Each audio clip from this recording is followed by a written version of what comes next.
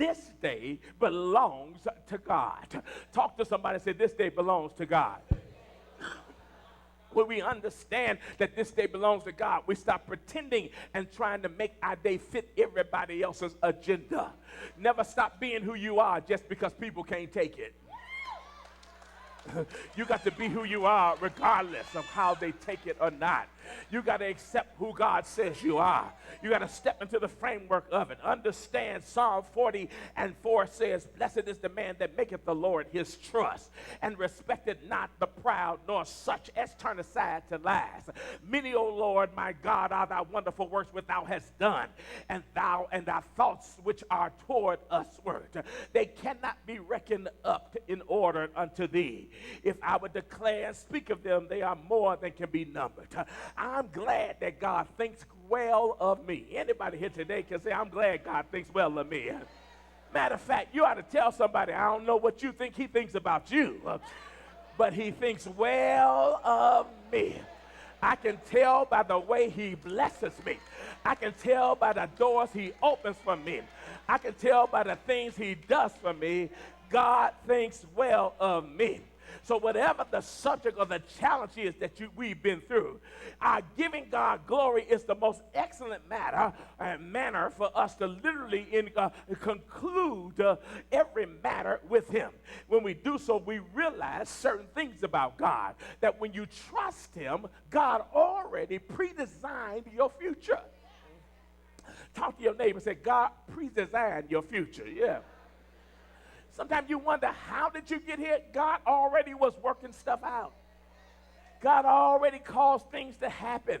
God made things happen in regards. He let stuff come your way to give you the inside on particular things so you can know what's happening from one area to the next area. I was just minding my own business, and I got a call the other day and said, run down real quick because we're going to protest about there being some changes in the county clerk office from the county president. I said, I ain't going down there. I'm not going, I ain't knowing what I'm running down there for. If they can do a change, she just got elected, she's going to be there 4 years. You can't change it for 4 years. Why am I running down there? I'm not running down there. I said, I ain't going down there. Then I made a call to check out what's really going on. What's really going on is inside the same bill was the contractor's statement for who was going to be able to do the old Cook County building and renovate it. And so they were putting in their contracts of what percentage minorities were going to get. And they put in the percentage. I'm just trying to deal with y'all because a lot of y'all doing business, and a lot of y'all want to have a business. And what they put in there, they were putting in there that 40% of the contract becomes minority. What they mean by that is that minority ends up being everybody who wants rights. I mean, you know, and that's the female contracts, equal pay. That's cool. It should happen. LGBT, yes, and then blacks and browns.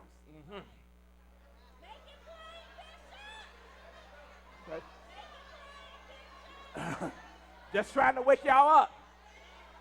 Trying to wake you up. You got a business you want to get going. They're already set up. It's 60% there. Now, if there's a majority woman who has a business, she's also a minority. So she get a piece of your 40. Yeah, y'all can figure it out from there.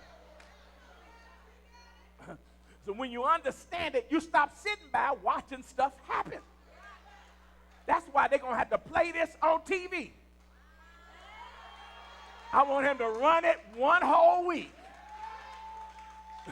Because I want us, we are blessed people because we are informed people. And so we have to know kind of what's happening. That's all I'm going to say about community at this particular point. I just need y'all to be awake because I don't want y'all running around here shouting and broke and can't get a job and coming here knocking on the door. Ask me, Bishop, help me. Can you help my son? Can you help my daughter? Yes, I know you need a job, but we're going to have to work out something systemically.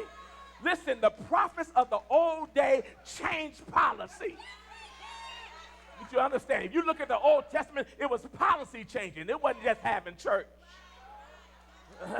So you understand what you got in Triedstone it's not just somebody who have church, because I'll let somebody else preach. Let me go and get the street done. Let me go and get some jobs for y'all. Because you can shout in here all day and all night and be broke.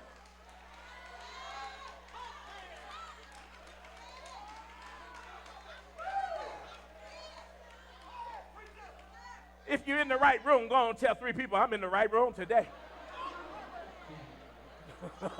I'm in the right room today. You ain't going to hear this all over Chicago. No, this ain't coming out of the pulpits all over Chicago. You hearing this here. Because God has favored us to see some stuff. And before it goes out, God says, open your eyes, Gordon, because I want you to see big.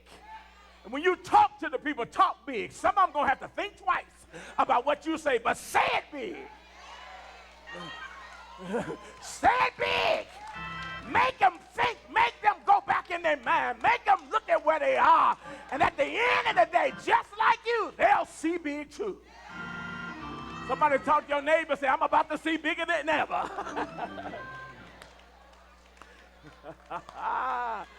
Woo! This is what it's about. This is how it is. Yes, there are political and social and educational and economic things that we have to be concerned about. But I have to pastor you. And in pastoring you, it's my call to duty as the watchman of this house, as the father that God has set over this particular congregation, to make sure that we're concerned about the issues as a believer, and we have a view of focus that comes through the aperture of being spiritual. Understand that our access is this. Our access is God is our way to wisdom. Wisdom is our way to excellence. Revelation is our way to enlightenment. Study is our way to proof. Living is our way to experience. And practicing what we believe is our way to victory. I'm going to go back over this because I need this to rest in you just for a few minutes to understand. We ain't playing with no cheese and crackers this morning. You can't feed all this to babies. You got to have some teeth for what I'm talking about this morning. Look at your neighbor and say, God is our way to wisdom. God. Yeah. Wisdom is our way to excellence. Revelation is our way to enlightenment. Study is our way to proof. Living is our way to experience. And practicing what we believe in God is our way to victory.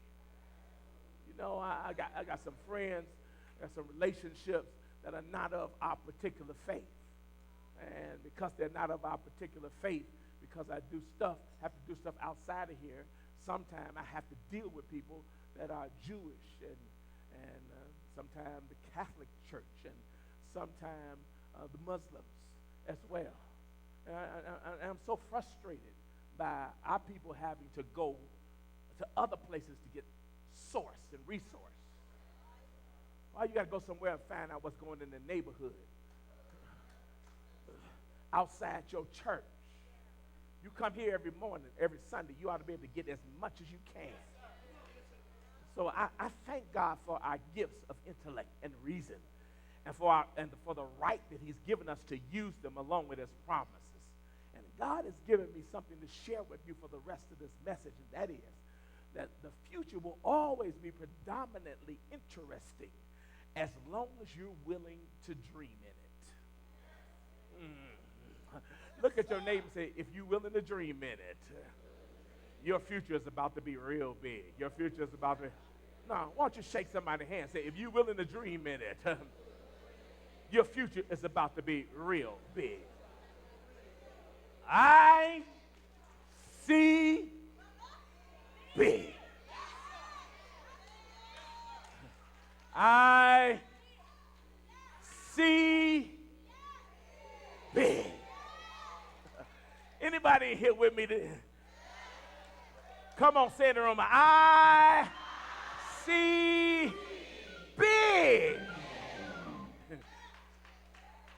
Let me start off this segment of the message by saying that we are never to be afraid to ask for another miracle.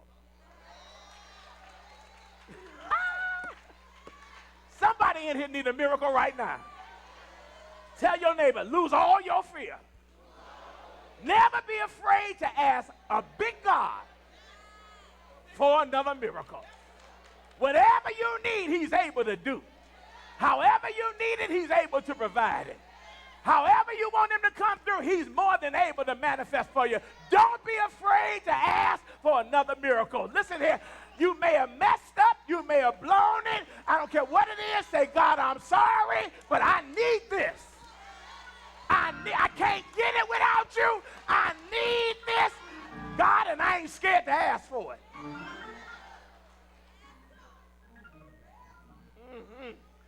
You got to have a miracle big enough for your dream to fit in it.